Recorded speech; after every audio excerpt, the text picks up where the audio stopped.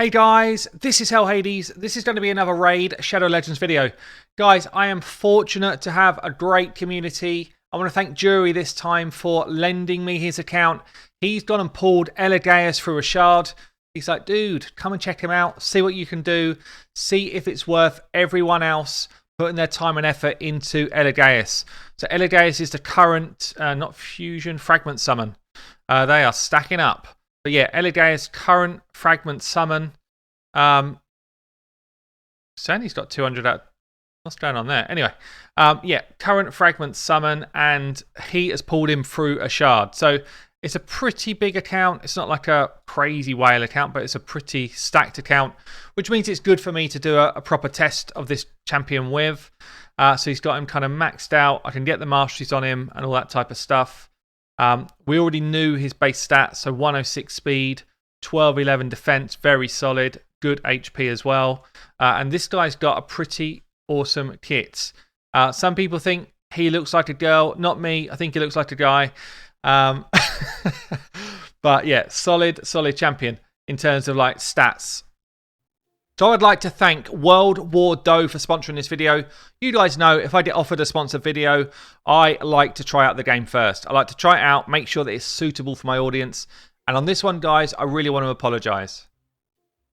This game is awesome.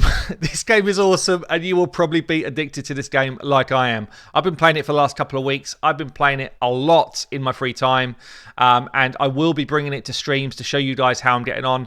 I have been progressing fast. Really enjoy it. I'm really enjoying the strategic side of it. There's a lot of different decks that you can build. It's like a card deck builder game where you're trying to take out the opponent's towers. These games have been around for a little while, but it's not just like a CR clone. This is going to be different in the way that you've got a commander to control as well. And you can actually do a lot of cool stuff with your commander. So you can make plays out of your commander.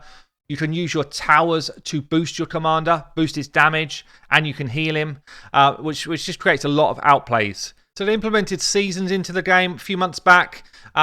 Basically, it's your chance to win exclusive dances, skins, avatars for those that get to the higher ranks. They've just released as well a commander progression system. As an example here with the cowboy skin, which just gives you a different ability.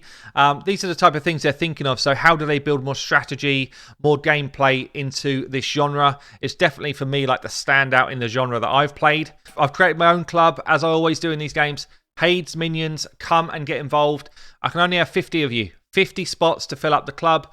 The top 3 people in my club each month will get 1,000 diamonds and an exclusive commander skin, a chef skin. So guys, this is not just going to be a one-off video, plug, whatever. This is coming to my stream. We're going to be having some fun with this on stream together. I want to show you as I'm progressing through. I think I can get to real top end in this game, but I have seen some of the pro level players already picking this up. People that have come across from Clash Royale. And I've got to say, some of their strategic stuff is like big brain plays. So I might need some help from you guys for deck building. But this is definitely coming to stream. We're going to have a lot of fun with this. So if you guys are thinking this is your style of game, I tell you what, now is the time to get involved. Coming in the future will be esports style competitions for this game with $25,000 top prizes. So guys, after I realized how much I love this game, I went back to the sponsors and I was like, any chance I can do a giveaway on stream? I knew that I was going to be streaming this game because I really enjoy it. And I said, can I give away some gems to my viewers that are playing this game? So if you do download via my link below, in the description, then you'll be able to be in the mix. You have to be on stream with me tonight on Twitch, Hades TV. I'll link that as well. And yeah, 3 of you will walk away with 1,000 gems to get you started, which is a great little bonus. Yeah, come and join me for that. So he's got then block cooldown skills on his A1, 25% chance to land, and it improves for every 1% of HP that you lose. Pretty interesting mechanic here. So eventually, if you take a massive old slam and you get yourself low on health, then this is going to be a really high, basically 100% chance to land ability. You've then got an A2, which you can book down one more turn, and this will put one target's cooldown on skills on cooldown. This is mainly for a faction war or perhaps Doom Tower ability. So you go in on a faction war level and there might be 3 Valks, 3 Sathalias, 3 martyrs, I don't know, whatever it is, and you can basically lock out all of that specific champion. In the current arena meta, it's kind of really unusual that you get more than one of the same champion in a team. Unless it's like a meme team, unless it's like a 3 skull crowns because someone's just memeing on you. Other than that, it's pretty unusual. So it probably means you're only locking out one champion. So it only really feels relevant to me in Faction Wars or maybe Doom Tower when it comes. You then got an A3, which you can book up to 100% chance to remove 2 random buffs. Pretty good skill. 100% chance to decrease turn meter by 20%. And decreases turn meter by a further 0.2% for every 1% of health you lose.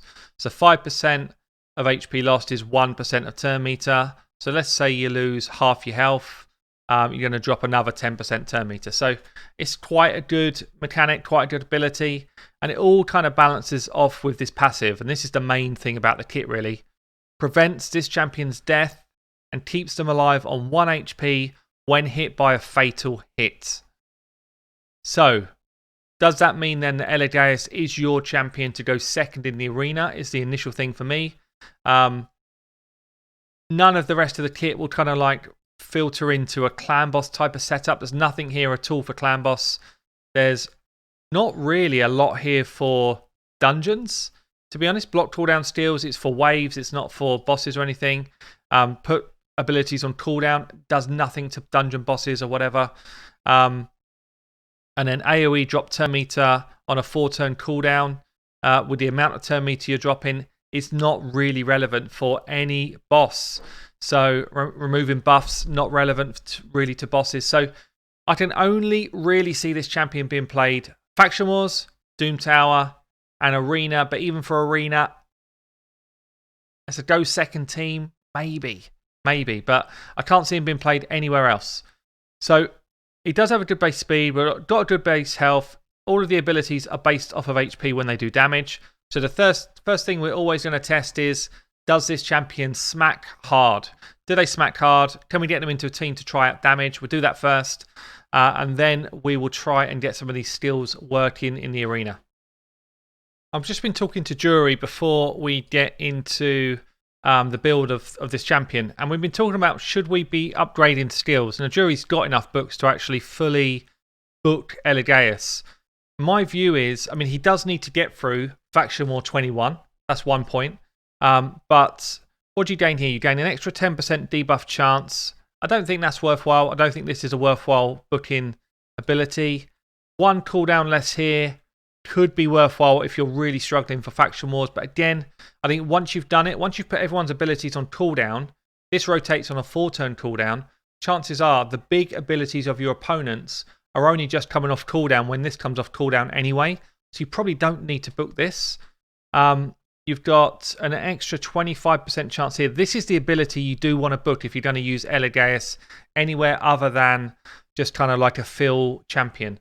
And if you are free to play or earlier game or that sort of stuff, like my free to play account would be all over Elegaius. Elegaius would definitely be a champion that would do some good for my free to play account. But would I want to put these books into him? Probably not. Would I want one more cooldown here? Probably. Do I need it? I'm not sure. So I feel like 12 books is a lot of reading on legendary books, which are really hard to get.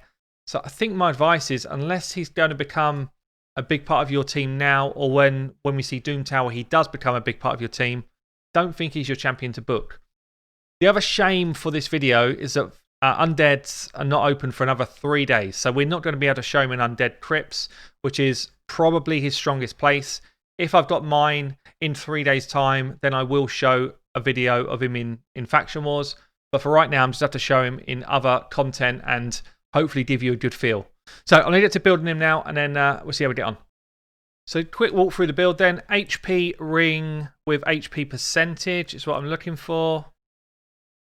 Like this, HP with big HP percentage roll. We're looking for an amulet which has got crit damage on it. This is just my playtest of a damage build. Amulet with crit damage as the main stats. Just steal one of these for a minute. We just want an HP banner with speed on it, ideally. If we had HP with HP percentage, that's even better for damage, but this one feels okay.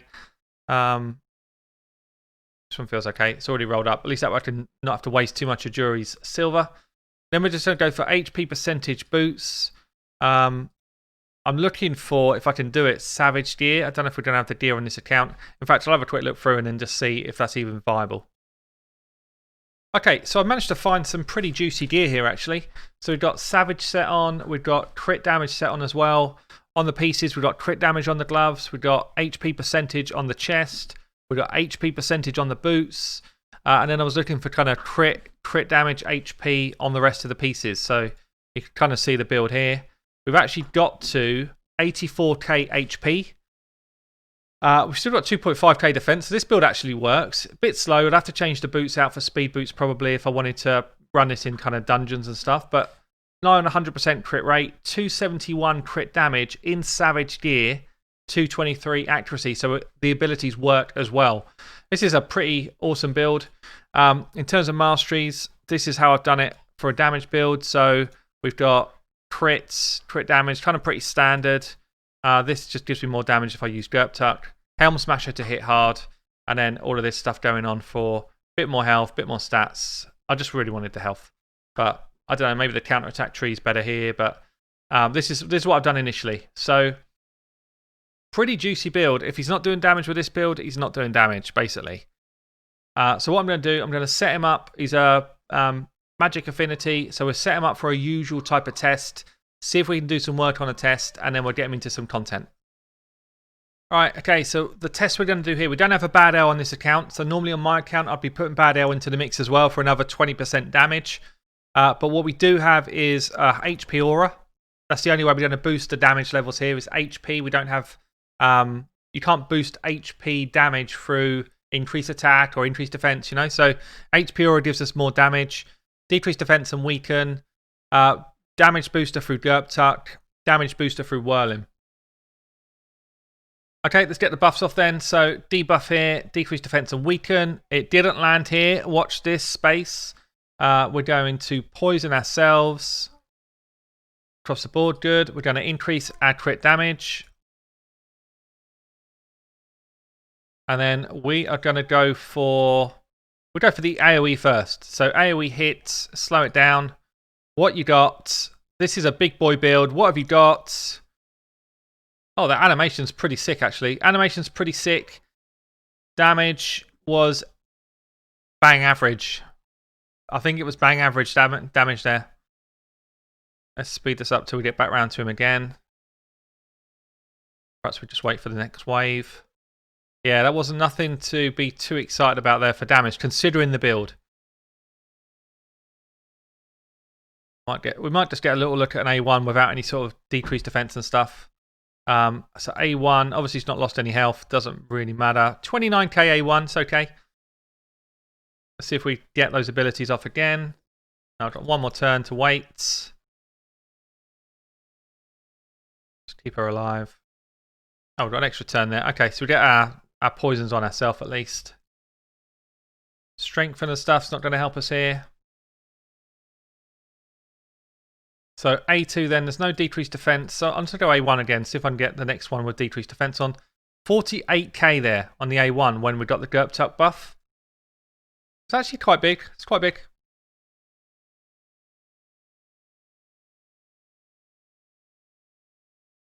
So decreased defense and weaken goes out again.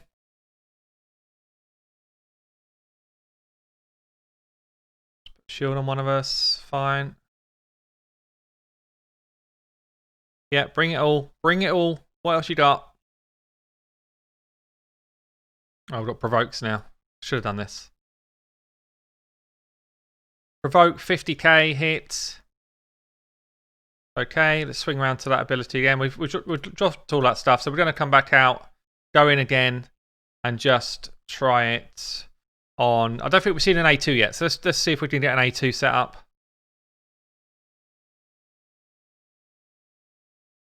Here we go again then. Decrease defense and weaken. Poison ourselves. Increase crit damage. And then A2. So A2 puts So there is 2 of the same target here, so we can use that to our ability to put 2 people's skills on cooldown. Let's see what it hits for. Oh, I mean, it's big actually. 143k is big on that ability. That's pretty nice. Let's just do it again. Sorry, jury, I'm wasting tons of your energy, but this is useful. It's useful info. Just gives us a good sense of, are these multipliers actually worth it or not? A2 hits hard. It hits hard, but you have to remember she is like stacked in gear right now. Very, very high level of gear. And she's got as many buffs on her as I can put on her with this team. So you do need to remember that. I want to try this A3 one more time. Make sure I got my numbers right. The animation is cool. Yeah, so we're talking under 100k. We're on stage 19 as well here, by the way, guys. So just because I wanted to get a positive affinity matchup. So what do I think about this? So far, the abilities are very niche. They will work in very niche situations. Her damage is not... His damage, I keep calling it her. His damage is not insane. But it's also not bad. To get a drop turn meter with that sort of damage going out is actually pretty cool. But yeah, but I'm not like over excited about this champion so far. Pretty niche, kind of cool, but nothing crazy. I'm going to change these 2 pieces out for speed pieces. We're going to get him into the arena, and I think I'm going to try and build a team where we definitely aim to go second. So maybe something like a Cardinal-based team where he also stays alive because of his passives. We get the turn meter drop, and then we kind of explode stuff with Cardinal, something along those lines. But let's see what we can do. Okay, so we're going to try this kind of go second team. Loads of damage. Cardinal to pick us back up. I've got now 183 speed. All I've done is swapped the gloves and the boots to speed gear. Kept my crit rate high. Kept my crit damage high. We're still in Savage. We've lost 20 odd K HP because we've got rid of those boots, moved them to speed. But now we are relevant in terms of speed as well. So let's see how this rolls through in the arena. I'm sure there's some weird kind of funky interactions you can get done with this type of build. So we're going to start losing people. Bam, bam. She's got such a high amount of health that she can take a good hit. I keep saying she. He can take a good hit as well. So now we're in this position where I guess you probably should be putting him in on masteries which gain turn meter as your health drops, to be fair, because your health's going to be dropping low. There's a couple of things I could do. I could actually just bring straight in my big boy damage dealer, take someone out of the game, or maybe AoE. Go AoE. Not the best. Now we could go for this drop turn meter. So for every 0.2% of health that I've lost, which is basically, so I've lost 90% of my health here. I gain 10 back when I get that passive kick in. So I've lost 90% of my health. So that's, what's that? Divide that by 5. I'm going to gain like 17, 18% more turn meter drops. It's going to be more like a 35 to 40% turn meter depletion here. If it was booked, it would be 100% chance that was going to land, which is actually massive. That's basically giving everybody another go. So let's see what this does here. So yeah, massive turn meter reduction. Gives us a chance for our damage dealer to go next. I think what's his abilities again? AoE? Attacks one enemy, then attacks all enemies except the initial target if there are 3 or more alive. Okay. So we're going to attack. Bam. Oh, that's juicy. He's going to start picking people up. And then we've got this ability that I can lock someone out, or I can just try and put block cooldown skills. So we're on about, what, 30 to 40% of our health. And this is going to proc for about, there's about 70% chance now that I can put someone's skills on cooldown like that. Then we come in, probably take out Ultan so you can res people. Even with A1s, rotors can still be effective. But yeah, so that's the type of feel of a fight that you could get done. Lockout abilities again. Job done. he's got an interesting kit. For PvP, he's got an interesting kit. But look at this. You see what I mean about chances of you finding a team with multiple of the same person in arena? It's pretty rare. Like, it's very rare that you get multiple of the same character. Really, at any stage of the game, it's very rare. So that lockout ability is only really going to lock out one. The reduced turn meter is a decent hit considering how much turn meter gain that you get. So I do feel like if you can get teams in a go second style team, could be effective. You know, if we forget what we're doing here and we wanted to bring in like a tank, maybe like a tank meta type team where you're just trying to stay in the game. I know in my account I'd be looking for people like Ultan, Duchess, Bauk, those type of characters like this, where it's like, you know what, the rest of my team should stay alive.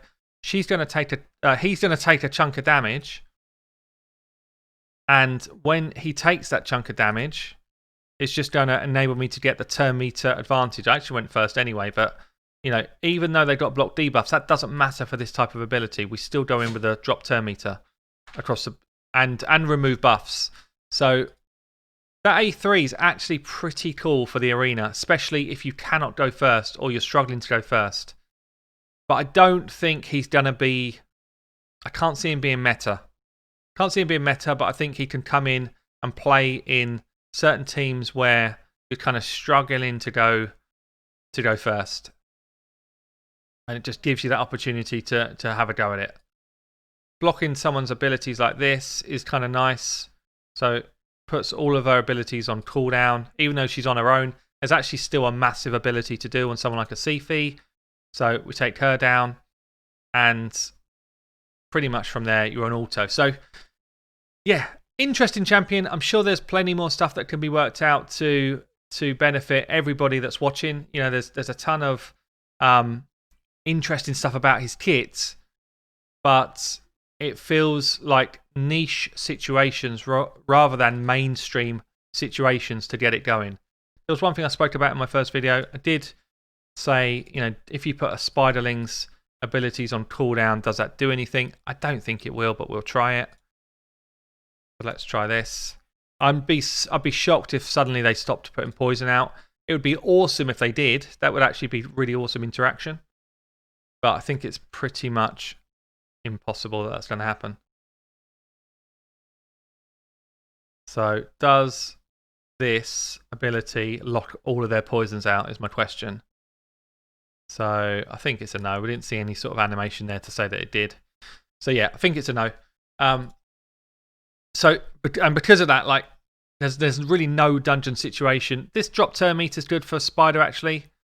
If you're struggling for turn meter control, dropping turn meter of everyone is strong for Spider. If you can make him the Spiderling tank, the more damage he takes, the more turn meter you'll drop. Certainly for levels going through, that's pretty effective. So yeah, maybe Spider is a spot that he could be pretty good in. But other than that, guys, okay champion, bit niche.